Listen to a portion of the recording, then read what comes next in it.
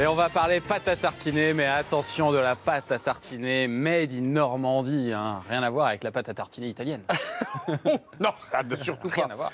On va partir pour la Seine-Maritime, pour Dieppe. C'est vrai que quand on va en Normandie, il y a quelques incontournables. Il y a les pommes. Évidemment. Savoir qu'il y a un dicton qui dit que le paysan normand parlait peu de sa femme, parlait parfois de ses enfants, souvent de ses vaches et toujours de ses pommes. Alors, bien sûr, on pense au cidre.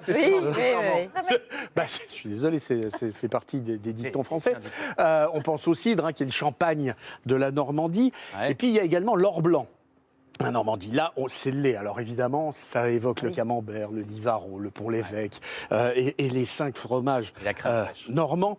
Et puis, il y a également du beurre. Il y a un très bon beurre en Normandie, au moins qui est labellisé, c'est le beurre d'Isigny. Oui. Et puis, il y a des beurres fermiers un peu partout. Ces produits ont inspiré pas mal de chefs et ont inspiré pas mal de pâtissiers, de confiseurs. Au XVIIIe siècle, à Rouen, il y avait le sucre de pomme qui était réputé. Ça existe toujours, ce sont des bâtonnets de sucre cuit, parfumés à la pomme.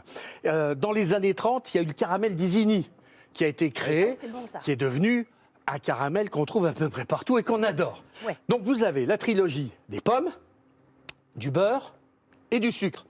Et du coup, il y a un peu plus de 10 ans, à Dieppe, on a mis tout ce mélange à profit et on a créé le caramel de pommes dieppois, une pâte à tartiner, à se damner. Ah ouais. Et Thierry Andréau est parti aux sources de cette gourmandise qu'on ne peut pas faire plus normande, en fait.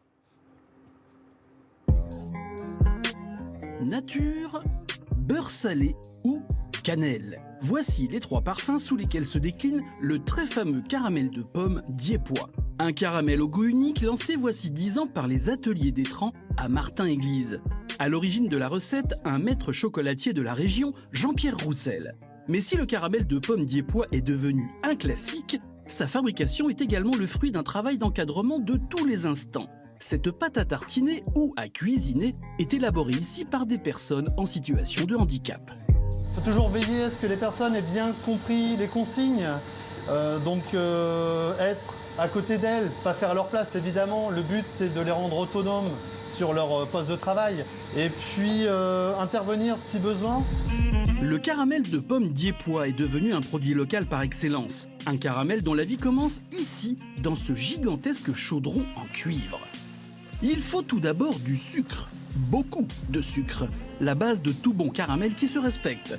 La chauffe commence et déjà les marmitons s'activent.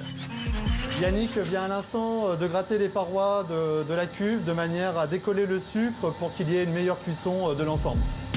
Et comme la préparation du jour sera au beurre salé, il faut du beurre. Beaucoup de beurre. On a intégré le beurre de manière à ce qu'il se mélange avec le sucre qui a été cuit lors de la première étape.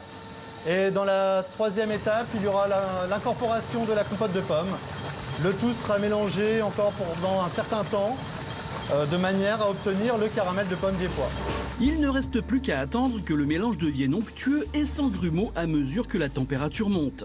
Hervé est présent sur tous les fronts, observant sans relâche que toutes les étapes soient bien respectées. Mais il fait toujours en sorte que ses équipiers soient aussi autonomes que possible dans leur prise de décision et le suivi du processus de fabrication. C'est une activité qui est très valorisante. On parle très souvent de ce produit, c'est reconnaître leurs compétences à travers ce travail. La mise en pot commence et sous le regard attentif d'Hervé, je pense que c'est encore une bonne tournée. Tout roule à merveille et le balai des pots en verre commence. Yannick, fais toujours bien attention, de pas te brûler. Yannick surveille le bon déroulement des opérations. Là, je regarde s'il n'y a pas de choc et puis si le couvercle se ferme, c'est bon. Si c'est pas fermé, il faut que je change le couvercle pour en mettre un sur un autre. Rien à laisser passer. Mais il peut y avoir des petits problèmes, donc il y a toujours une vigilance à ce niveau-là. Car des problèmes, il y en a. Sur la ligne de mise en pot, un couvercle s'est mis de travers et toute la machinerie s'est bloquée. Heureusement, Hervé est sur le coup. Donc c'est bon, tout est rentré dans l'ordre, c'est parfait. Et c'est ainsi que l'atelier d'Étran produit chaque année 120 000 pots de caramel de pomme dieppois. Une aventure au quotidien, une intégration professionnelle réussie pour ces personnes en situation de handicap dont le travail est désormais reconnu. Car en 10 ans d'existence, ce caramel de pomme aura réussi le pari de s'élever au rang du camembert et du cidre, autant de produits phares made in Normandie.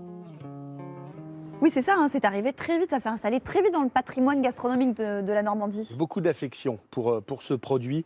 D'abord, c'est Jean-Pierre Roussel, qui est un maître chocolatier de Dieppe, qui a élaboré, il y a plus de 30 ans, un bonbon de chocolat qui était fourré avec un caramel de pomme. Il a appelé ça le péché. C'est vrai que c'est un véritable péché, parce que quand on tombe dans la boîte, on n'en ressort pas.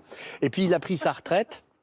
Et il y a 10 ans, et il a eu l'idée de confier cette recette de caramel de pomme pour en faire une pâte à tartiner, et il l'a confiée à un ESAT. Et depuis, ce caramel de pomme, c'est vraiment 3 produits. C'est du sucre, du beurre, de la compote de pommes. Ça se décline en 3 saveurs différentes. Vous avez goûté le nature. Excellent. Cannelle, vous m'avez dit que vous n'aimiez pas. Mais il est tellement bon nature qu'on s'est dit... Il y a celui-là qui est le caramel beurre salé. Et là, regarde-moi ce saligo. Et là, je peux vous dire que on est dans quelque chose Il va se le garder de qui est côté. extrêmement particulier et formidablement bon. Ah ouais, il va être pas mal. Ouais. Mais c'est le meilleur, non? C'est incroyable. vous imaginez pas ce que c'est bon, ce truc. Je vais en reprendre une petite pour... Oh là là, mais c'est insupportable.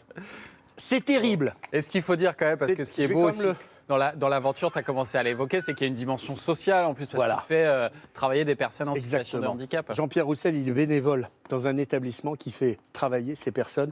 C'est des personnes handicapées qui, du coup, se réalisent dans un projet de vie. C'est vraiment quelque chose d'extrêmement... Moi, j'ai beaucoup d'affection pour ce genre d'aventure. C'est un ESAT. Ce sont des personnes qui cuisinent. Elles sont d'origine diepoise. Elles se réalisent dans ce projet de vie qu'on a mis au point. C'est 120 000 pots qui sont vendus sur les marchés, qui aujourd'hui sont vendus sur Internet.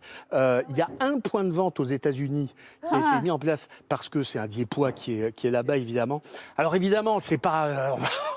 on va pas sauver le Made in France avec ça, je vous le cache pas. C'est un marché de niche, mais c'est une aventure humaine exceptionnelle. Parce que ça remplacerait avantageusement certaines pâtes à tartiner. Attendez, mais sur une crêpe. Mais c'est ça, sur une crêpe. Ou sur des gaufres ou sur des pancakes. Et même un yaourt, même ça. C'est une tuerie. C'est une merveille. Donc, on peut acheter sur Internet et donc on peut soutenir, se faire plaisir et soutenir l'emploi. C'est formidable. Merci. Vous seriez gentil de me rapatrier le... Oui, t'inquiète, bon, salut. On peut plus. On s'en va. T'as mis tes microbes dedans, on peut plus y toucher, c'est malin. Non, j'ai pris une fourchette prête. Ah ouais. Bon, merci Marcel, à tout à l'heure. Pour les cas pratiques et nous.